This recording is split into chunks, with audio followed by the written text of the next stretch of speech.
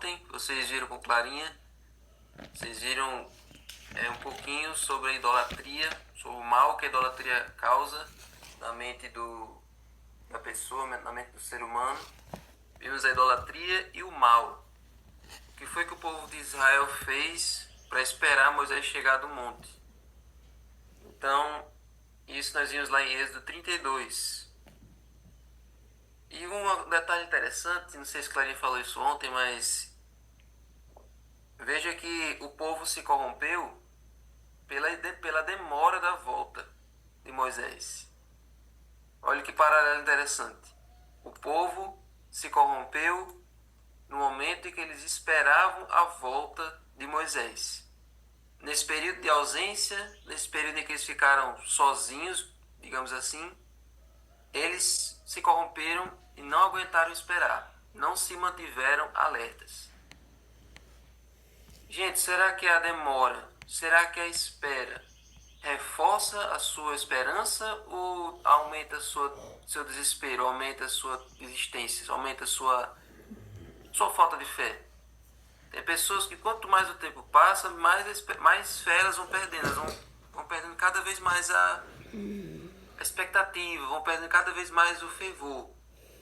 E tem pessoas que quanto mais o tempo vai passando, mais elas vão se conscientizando, mais a fé delas vai se concretizando, a esperança delas vai aumentando na volta de Jesus.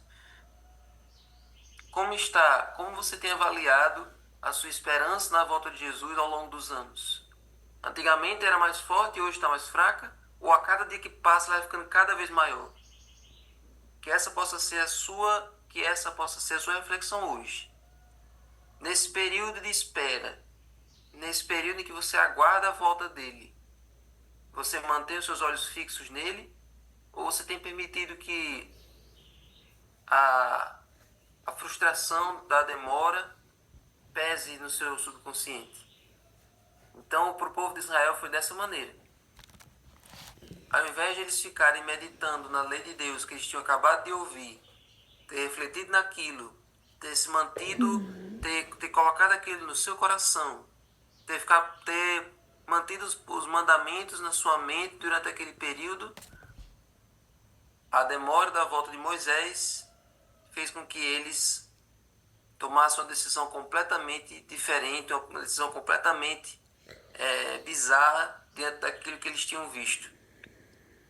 Então é aí que eles decidem fazer um ídolo. Então eles se reúnem em volta de Arão e pedem que Arão faça deuses para eles. Então, quando a gente chega lá no versículo 7, Deus diz assim para Moisés: vai, desce, porque o seu povo, o povo que você tirou do Egito, se corrompeu. Veja que nesse momento aqui, Deus já não diz assim, o meu povo se corrompeu, Deus diz o seu povo se corrompeu. Porque no momento em que no momento em que o povo quebra a aliança, eles deixam de ser o povo de Deus, eles passam a ser o povo de outro Senhor. Eles renunciam o Senhor que antes eles adoravam e agora eles pertencem a outro Senhor. Porque no coração do ser humano só tem lugar para dois, ou só tem lugar para um. Se não for se você quiser colocar dois senhores, um vai ser colocado lá e o outro vai ser rejeitado. Então, se o povo rejeitou a Deus, eles colocaram outra pessoa no lugar, outro ser no lugar de Deus, no coração deles. Então, por isso que Deus disse: vá, porque o seu povo se corrompeu. Eles não são mais meu povo. Vocês renunciaram à minha aliança, vocês não me querem mais como Deus deles, não me querem mais como Senhor, então vão para o Senhor que eles escolheram. Então, segundo Ezequiel, a idolatria ela está no âmago da ruína do povo de Deus. Toda vez que o povo de Deus fracassa, toda vez que o povo de Deus é arruinado, sempre tem alguma coisa a ver com a idolatria. Enquanto nós servimos a Deus, nós andamos numa crescente. Apesar dos problemas, nós estamos numa crescente. Apesar de dificuldades, mas nós vamos sempre numa crescente. E quando nós seguimos o caminho da idolatria, os problemas só vão nos levando para o buraco. Então, você vê, por exemplo, ali anos depois disso aqui, quando o povo está lutando lá em Ai, e quando eles estão lutando lá e eles perdem aquela batalha, eles vão tentar. A Josué fica preocupado, querendo saber o que foi que aconteceu. O que foi que realmente aconteceu? Tinha um soldado, tinha uma pessoa do povo de Israel que que tinha guardado itens, guardado bens lá da cidade de Jericó. E por causa disso, eles perderam aquela batalha. Então, o pecado de Acã, de ter escondido coisas que Deus disse que não era para ter guardado, de ter se apegado aos bens materiais, a idolatria dele aos bens materiais, causou a ruína de todo o povo de Israel. Então, se uma pessoa só que cai nesse pecado da idolatria já causa a ruína de um povo inteiro, imagine uma igreja inteira que também está envolvida em idolatria. E a idolatria, gente, nunca fique pensando que a idolatria é apenas adorar aqueles ídolos de pedra, de pau, de ouro. Não. Aquilo ali era no tempo da Bíblia. Hoje, nós temos outras formas de idolatria. Clarinha deve ter falado disso ontem. Porque nós somos muito criativos para criar ídolos para nós. O ídolo é algo que você coloca para tentar preencher o espaço que você não quer dar para Deus. Você não quer ter o espaço, você não quer colocar Deus naquele espaço, porque existe um espaço na nossa mente que já tem o formato de Deus, que já é para Deus se encaixar ali. Mas quando você não quer que Deus se encaixe naquele espaço que é dele, então você tenta preencher com o ídolo. Só que o ídolo nunca preenche. Então, como o ídolo só não preenche, aí você tenta preencher com outros ídolos. Então fica sempre nessa busca insaciável. Você tentando preencher com os ídolos nunca vão preencher você. E aí você se torna escravo deles. Porque você não consegue se libertar, você não consegue sair da tirania deles, da servidão deles. Então, nós nos tornamos aquilo que contemplamos e não seremos melhor que o Deus ao qual nós servimos, que o ídolo ao qual nós servimos. Nós nos tornamos aquilo que contemplamos. Isso aqui é uma coisa muito séria. É uma passagem lá das cartas de Paulo, que é pela contemplação que nós somos transformados. Toda pessoa que tem algum ídolo, seja um influenciador digital, seja um cantor ou uma cantora, seja alguém da mídia, seja quem for, nós nos tornamos parecidos com aquilo. Uma criança que gosta mais do pai do que da mãe, um filho que gosta mais do pai do que da mãe, ele vai querer procurar imitar o pai. Já se ele gosta da mãe, ele vai querer procurar imitar a mãe. Porque tudo que a gente admira, a gente quer se tornar igual a ele. Então o ídolo, quando ele ocupa o lugar de Deus, a gente tenta se parecer com aquele ídolo. Tenta se parecer com ele, tenta agir como ele.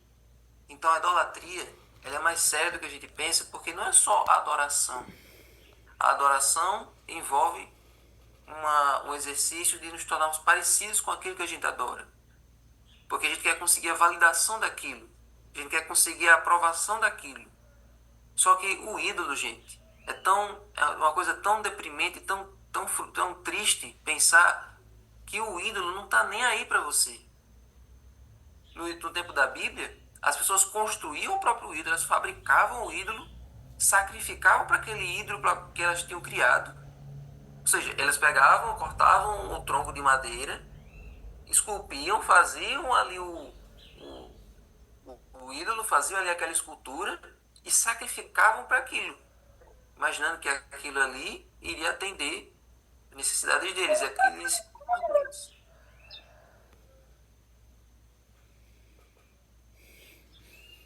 O mais triste na idolatria é que as pessoas sempre pensam que o ídolo vai se importar com eles, mas o ídolo não está nem aí para eles. No tempo da Bíblia, porque o ídolo não enxergava, não comia, não se mexia, era só um pedaço de pau, era só um pedaço de pedra.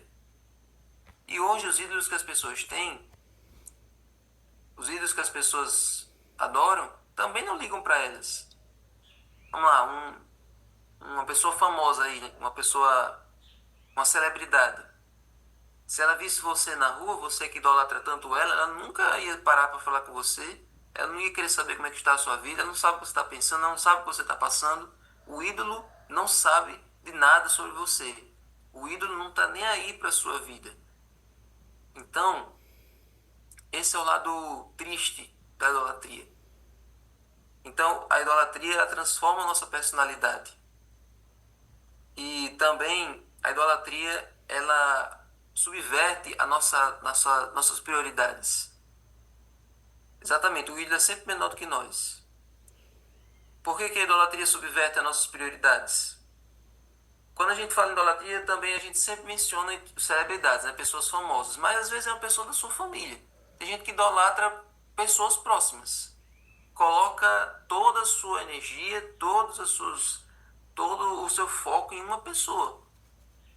Tem homens que idolatram a mulher, tem mulheres que idolatram o seu homem, tem pais que idolatram seus filhos, como é o caso de Abraão.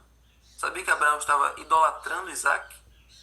Porque Isaac era o filho da promessa, porque Isaac era o filho da velhice, porque era Isaac que ia continuar a linhagem, era dele que ia sair muitas nações. Então Abraão começou a idolatrar muito Isaac, começou a focar muito nele, começou a ficar o tempo todo, mirando em Isaac, e preparando ele, o tempo todo brincando com ele, começou a ficar o tempo todo focado no filho, até que foi preciso que Deus fizesse essa prova de fé, ou eu ou seu filho, sacrifique ele diante de mim, o seu único filho que você ama. E quando Abraão provou que no trono do seu coração é quem estava era Deus, então Deus impediu que aquilo se consumasse. Mas Abraão estava cegado pelo seu filho. Então existe alguma pessoa que você é obcecada, existe alguma pessoa que você idolatra. Então avalie no seu comportamento. O que é que você tem feito? Porque a idolatria, ela leva, toda vez que na Bíblia alguém se envolve com idolatria, o povo faz sacrifícios para aquele ídolo. O povo, ele fazia holocaustos para o ídolo que elas construíam, para o ídolo que elas mesmas fabricavam. Então, quando a gente idolatra alguma coisa, a gente também se sacrifica por aquilo. Tem pessoas que, olha como o povo de Israel fez aqui. O povo de Israel, ele tirou suas argolas, tirou seus objetos de metal. Eu vi aqui no comentário que quando Arão pediu isso, quando Arão pediu para que o povo trouxesse as argolas, trouxesse os objetos de ouro, de metal, ele esperava que o povo, se for para levar alguma coisa, a gente não vai fazer, não. Vamos desistir dessa ideia. Então Arão pensava que quando ele pedisse isso, as pessoas iriam fazer alguma objeção de trazer seus objetos de valor. Mas como o povo estava cego pelo ídolo, o povo não teve bicho nenhum em trazer seus objetos de ouro para fazer o bezerro. Ou seja, isso é sacrifício. E depois, eles madrugaram para fazer a festa ao bezerro de ouro. Ou seja, quando você idolatra alguma coisa, dinheiro não é problema, tempo não é problema, lugar não é problema, porque você está obcecado por aquilo. Então, o que é que você tem idolatrado? O que é que tem tomado o primeiro lugar no seu coração? O que é que você dedica mais tempo? O que é que você tem dedicado mais recursos? Quais são os lugares que você tem mais ido?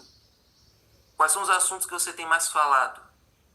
Se a resposta para alguma dessas perguntas, para todas essas perguntas não for Deus, então com certeza tem um ídolo no seu coração, tem um bezerro de ouro aí. Tem alguma coisa que você tem construído para você mesmo adorar.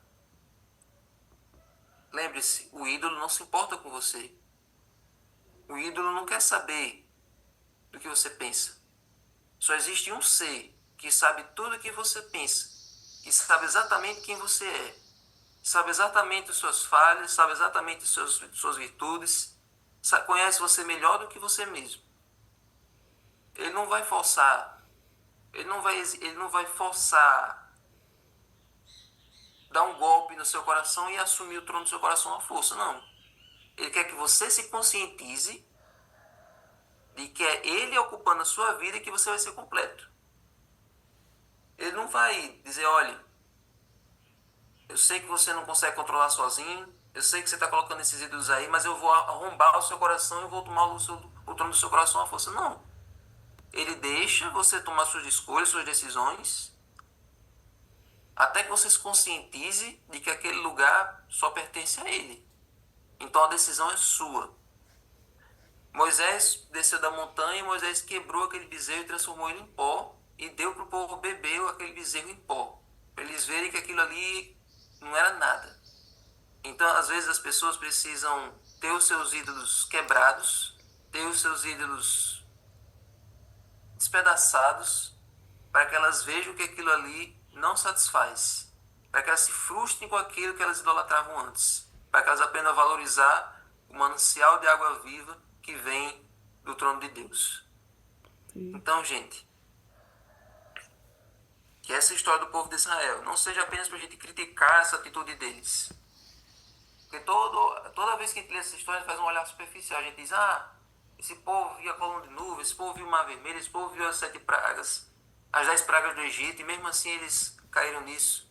Não fique julgando esse povo. Nós somos pior do que eles. Porque nós temos essas histórias aqui, nós temos milagres no nosso dia a dia, temos o espírito de profecia, temos o dom de profecia, temos a Bíblia, temos um arsenal de materiais, de coisas ao nosso redor. Nós somos muito mais privilegiados, tão privilegiados quanto esse povo. Aí mesmo assim a gente acha isso aqui chato. Mesmo assim a gente acha que isso aqui é ultrapassado. Mesmo assim a gente tem vergonha de dizer que a gente acredita. E aí a gente se agarra a algum ídolo, alguma coisa que a gente cria. Nós somos do mesmo jeito. Então, valorize aquele que tudo preenche. Valorize e adore, faça sacrifícios, dedique seu tempo, seus recursos àquele que realmente merece o primeiro lugar na sua vida. Aquele que lhe conhece, que lhe ama, que lhe compreende, que lhe entende, que lhe resgata, que lhe salva, que um dia vai lhe tirar daqui. Somente Ele que merece a prioridade no seu coração. Amém? Senhor Deus, agora Senhor abençoe o estudo do livro e cada pessoa que está aqui, que o Senhor possa, Senhor, ser o primeiro na vida de cada um que entrou nessa manhã aqui no Zoom. Porque quando o Senhor for o primeiro, tudo mais vai se encaixar, tudo mais vai se ajeitar e ninguém vai sentir falta de nada. Porque se o Senhor sendo nosso pastor, o Senhor não vai nos faltar. Tanto não vai nos faltar nada de maneira física, quanto mental, quanto espiritual, e o Senhor nunca vai nos faltar. Amém. O Senhor sempre vai ser o suficiente na vida daqueles que Ele coloca em primeiro lugar. A gente não vai sentir mais falta de nada. Então, Senhor, ajuda-nos a reconhecer isso e a colocar em prática isso. Em nome de Jesus. Amém. Amém. Que eu for passar o livro, arroxe.